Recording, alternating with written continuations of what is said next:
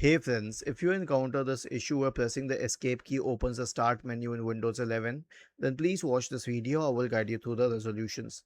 So right click on the start button, select settings from the menu, and then go to the accessibility tab on the list on the left hand side. In the right pane, scroll down and select keyboard. Make sure all these three switches are off for sticky keys, filter keys and toggle keys.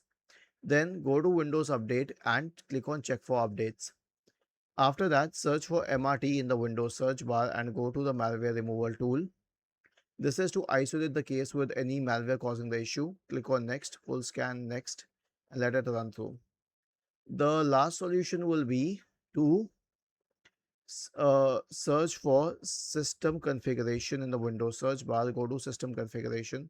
Services, check the box associated with hide all Microsoft services. If any of the services check, disable all, apply, OK, and then restart the computer. Was this helpful? If yes, then please subscribe to the channel. If not, then let us know in the comment section of the video on how we could help you further.